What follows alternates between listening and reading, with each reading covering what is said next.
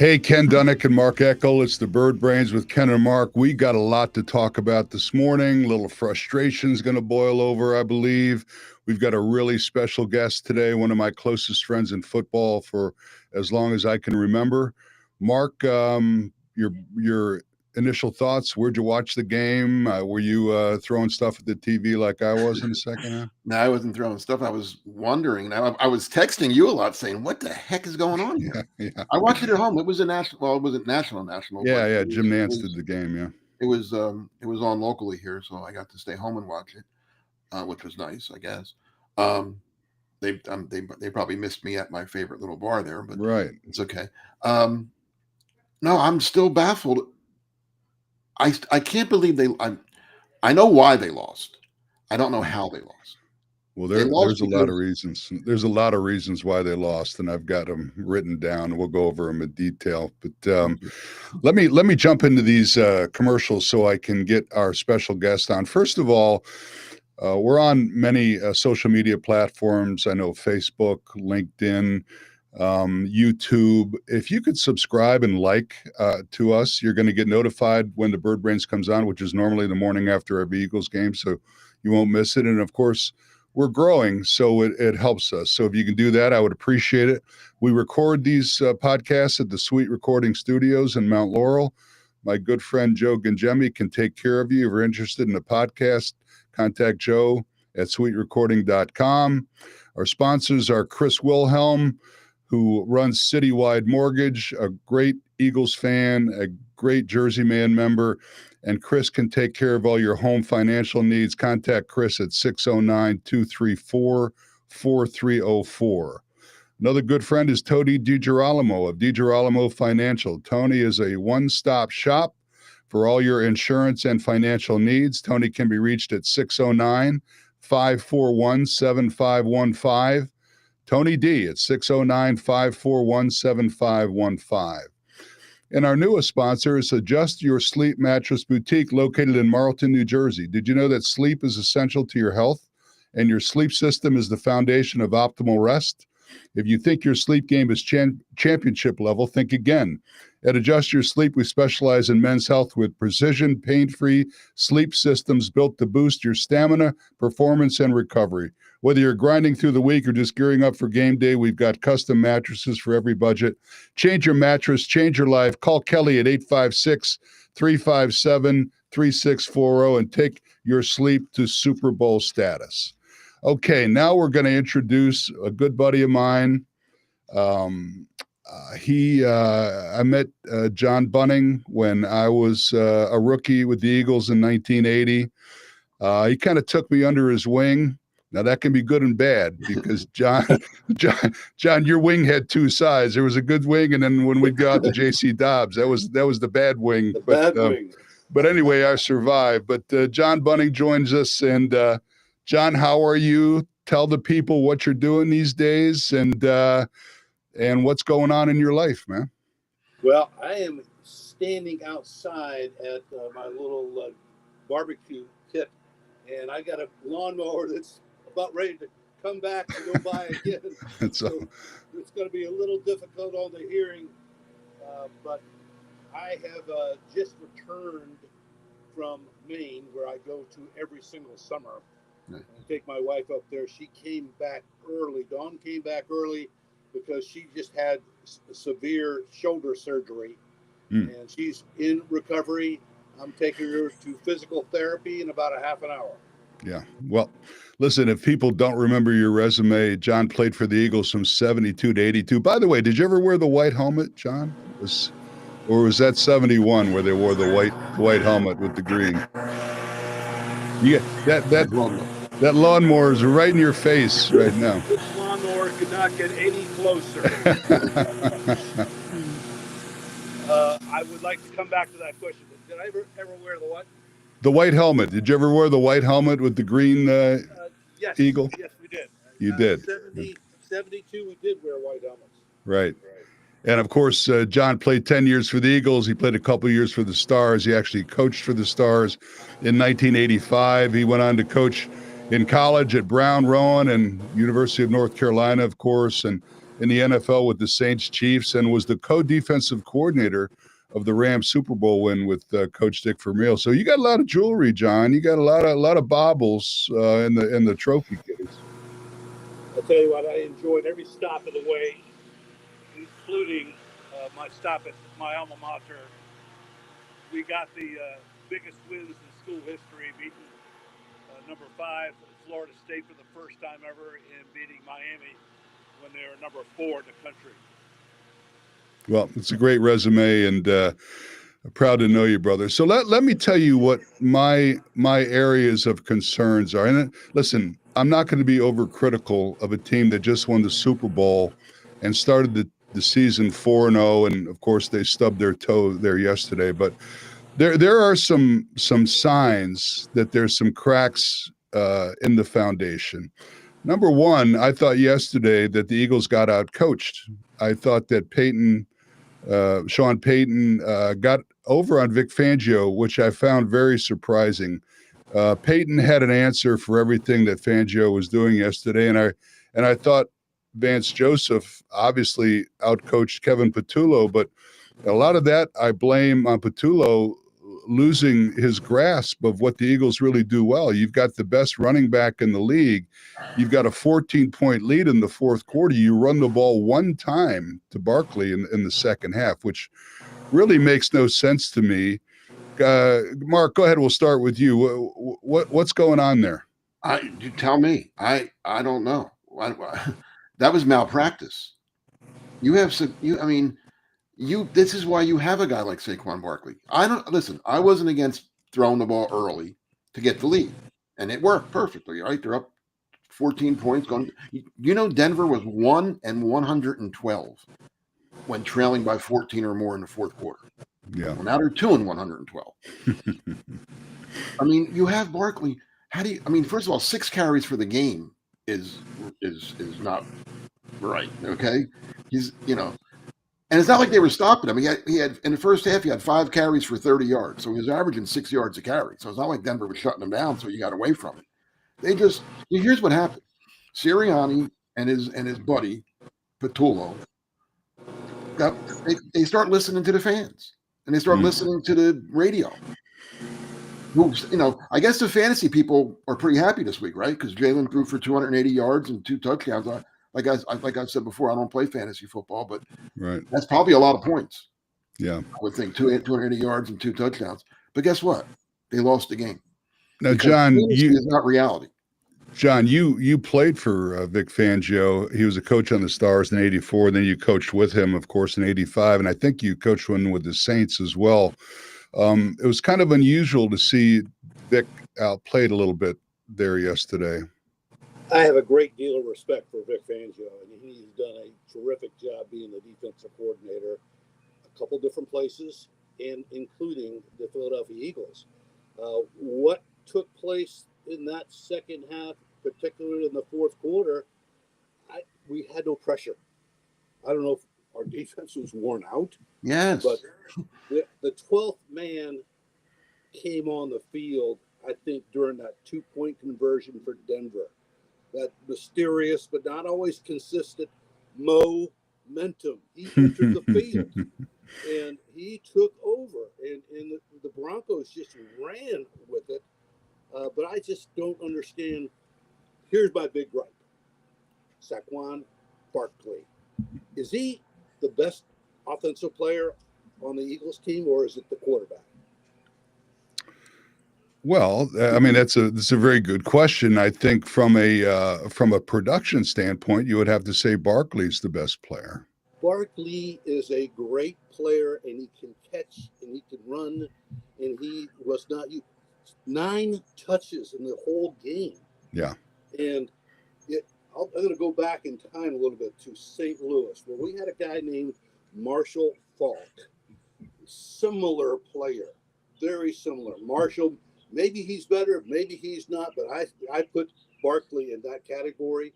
What we did with Marshall Faulk on so many occasions, spread him out, get him out there next to the tackle, have him run a vertical route, and guess what? The defense has got to change coverage.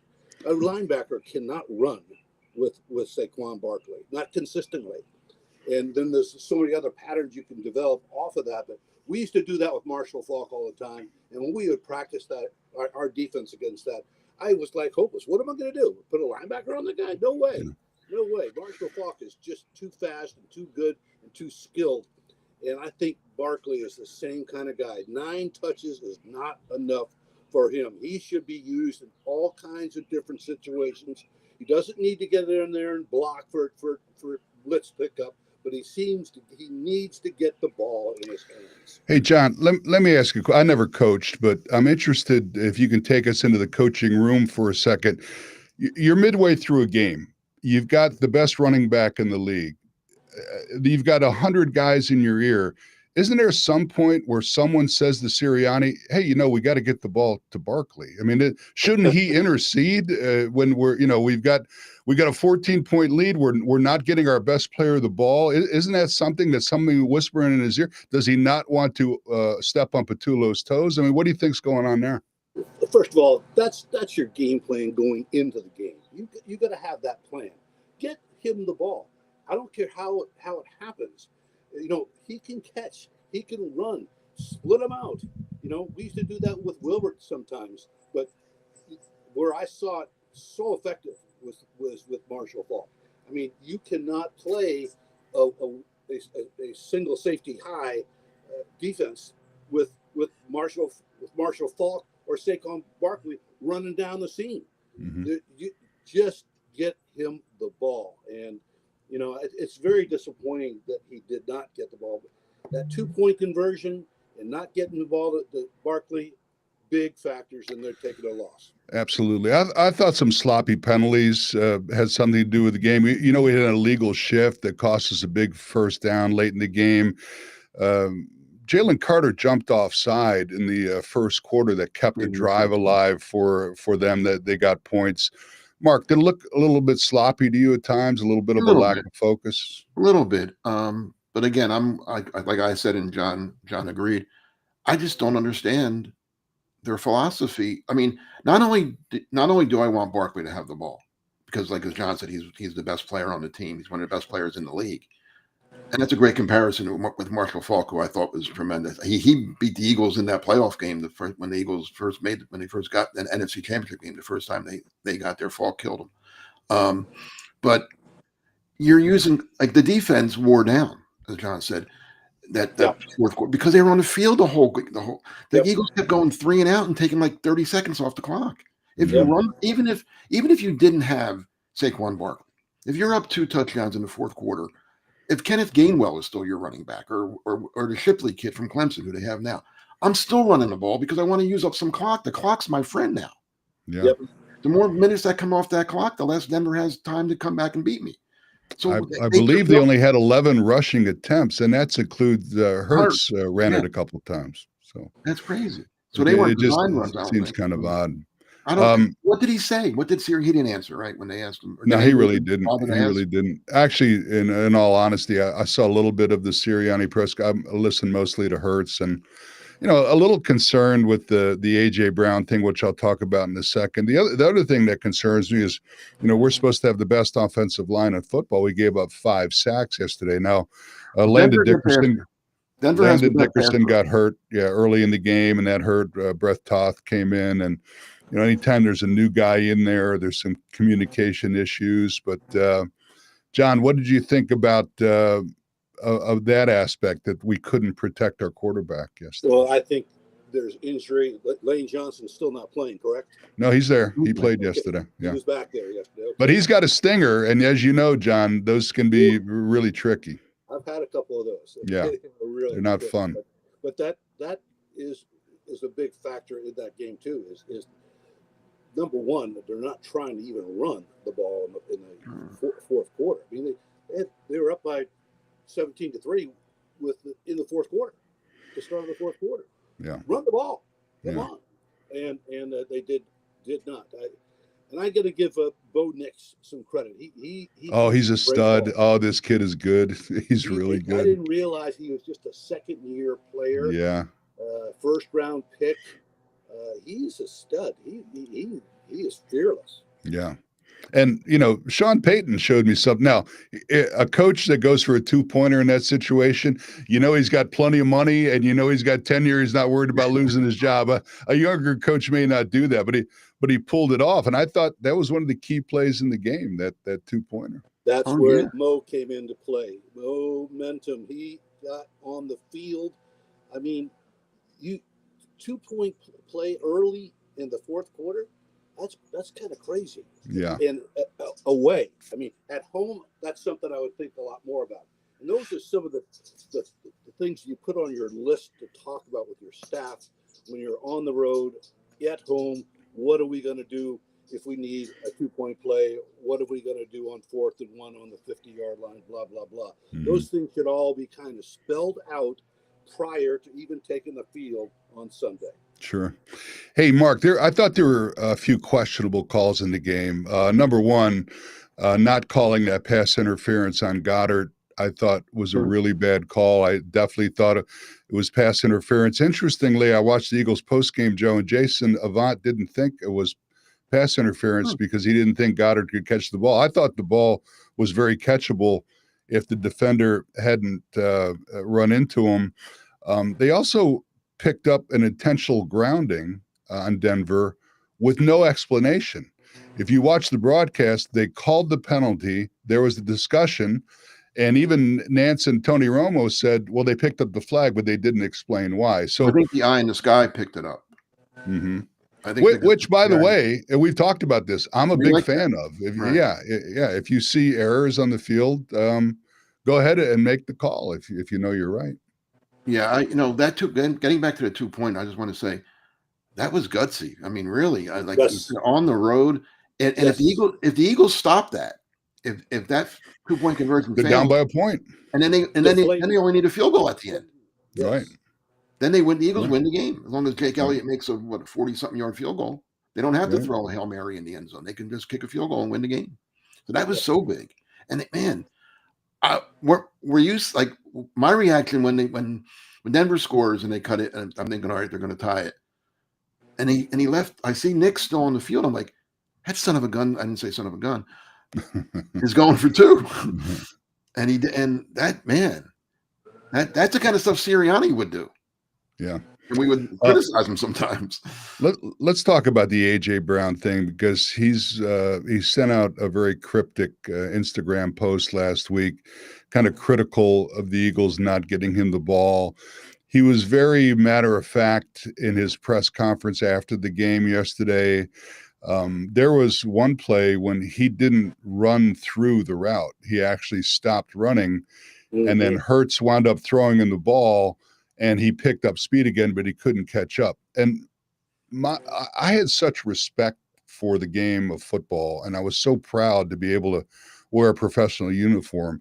I can't relate to that, John. Can you? I can't relate to not running full speed at every chance you get. If there's a chance you're going to get the ball, whether you see the quarterback or not, just go ahead and run your route. What are your thoughts on that? That's just called finishing every play. And that's something that you learn early on, and sometimes maybe when players get a whole lot of attention, a whole lot of money, they start to forget what got them there in the first place. Mm-hmm.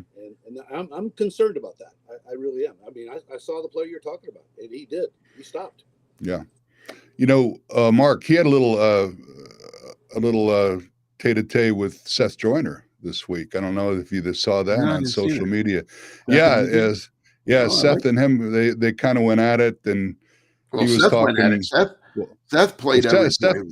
Yeah, but Seth doesn't pull any punches either as a commentator. He tells it like it is. But Seth criticized AJ, I assume. He was critical of AJ, and AJ came back to him and something about, what am I listening to an old head for in football or something like that. And I will tell you one thing. He wouldn't have said that to Seth Joyner if he was in his company. Now, A.J. Brown is ripped, but Seth Joyner is one of the scariest individuals. I played golf with Seth Joyner at Pine Valley, and he double bogeyed the second hole. I thought he was going to break every club in his bag and take a swing at me. So I don't want any parts of Seth Joyner. And that's how Seth played football. I mean, what John said about playing every play and finishing. I covered Seth his whole career in Philly, and then I kept in touch with him when he played for the Cardinals and the Packers. And Nobody. I mean, keep in mind, he was an 8th round pick. Yeah. So in today's draft, he wouldn't even have gotten drafted. There isn't an 8th round. There's only 7 rounds. So he fought. I mean, he earned everything he got, and I think he belongs. I mean, Eric Allen finally got in the Hall of Fame, long overdue. If you look at Seth Joyner's numbers compared to linebackers that are in the Hall of Fame, I mean, sacks, interceptions, forced fumbles. He belongs. right there with them. I think he belongs. I mean, I'm a little biased because, like I said, I covered him for so long. But I mean, who's the guy from Tampa Bay that went in? Derek Brooks, who deserves it too. But Brooks's numbers and Joyner's numbers are nearly identical. Yeah. John, what do you think about the guys of this era? Now, it's so much. The game is so much different. Number one, teams are married to these guys. They weren't married to us when we played back then. There's guaranteed money. There's so much pressure to get these high draft choice in the game early in order to get a return on your investment. What do you think about modern day football? And a lot of these kids, they seem like they have no rules. There's no guardrails with these guys. Well, you come in as a rookie, you need to earn your place. And once you get into your second contract, and usually if you're staying with the same team, you're getting paid a pile. And I think that has something to do with what we're talking about. I think with money can spoil. It can spoil guys' heads. It can spoil their work ethic a little bit. It can make them not want to finish the play. And that's the most important word in football is finish. And I think that's what the good teams that I've been associated with, we did the best. Finish plays. John, we talked about penalties a little bit earlier. What'd you think of the Zach Bond roughness call? Anybody that plays football knows game speed is very, very challenging.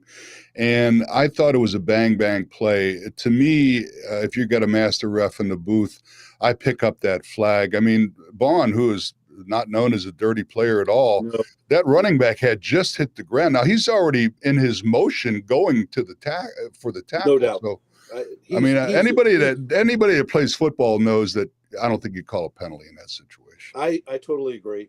It was high on the head too. That's what caused about it. Yeah. He was hitting the ground and he went a little high on the head. It's very unfortunate. It probably is something that should have not been called, but they do. And he's the captain of the team.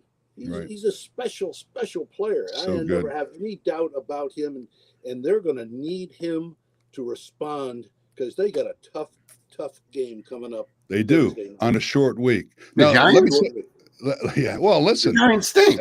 Any division game, come on, you know better than that. No, I do know better than that. They're going to beat the Giants by 30. Giants are terrible. They're terrible. Well, you and I'll get on the phone. We'll have a little gentleman's wager for dinner the next time we see if you want to give me 30 points. Let's see what the line is. I'll give you whatever. I'll give you 3 points more than the line.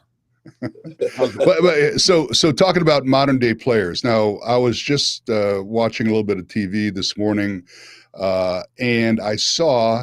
Now we're on a short week. We got to play Thursday night. So do the Giants. John, maybe no, you're missing my point. My point is that Saquon Barkley is due to be on the Today Show tomorrow morning. Okay. Now, John Bunting, if you're a coach of a professional team and you have 2 days to prepare for a Thursday night game, are you going to let your star player go do the Today Show and be late for whatever meetings or practice? That's my point with these guys. There's no guardrails anymore. You're right, and absolutely not. That would be not be permitted. Can you imagine Dick Vermeil? Oh no!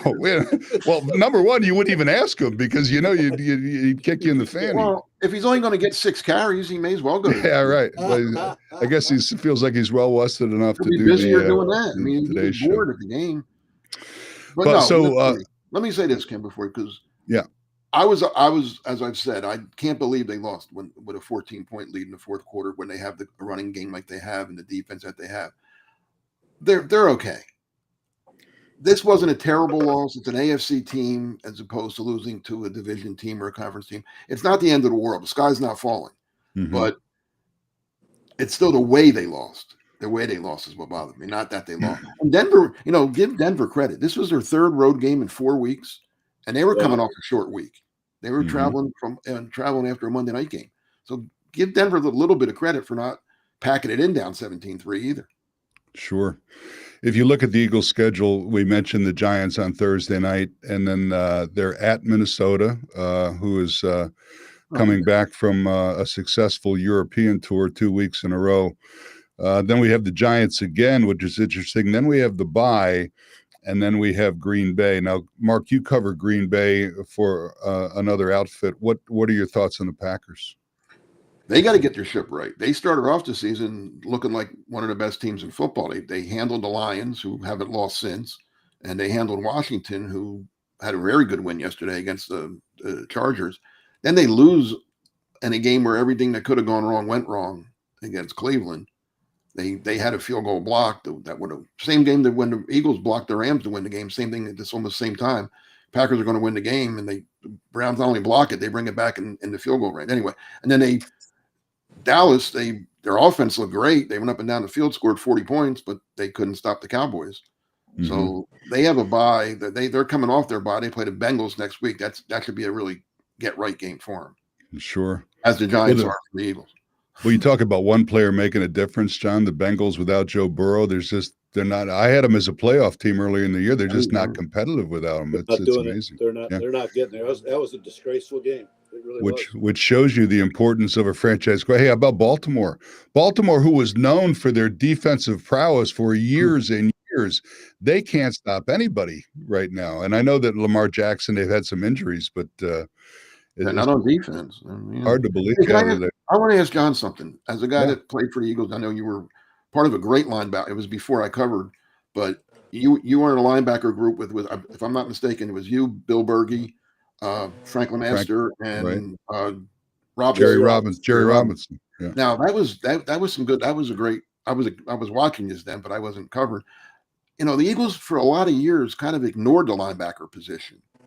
Now, Mhm. now, are you happy to see them like investing picks? They took a linebacker in the first round this year, Campbell. They gave Vaughn some money. Does it make you feel good that hey, they think linebackers are important again? They are important. They are usually the signal caller, which I was for 5-6 years with the Eagles. And you got to know football. And you talked about Seth Joyner being what was he? You just say he was an 8th round pick. 8th round pick. Holy smokes! What a career he had. Great player and a smart guy.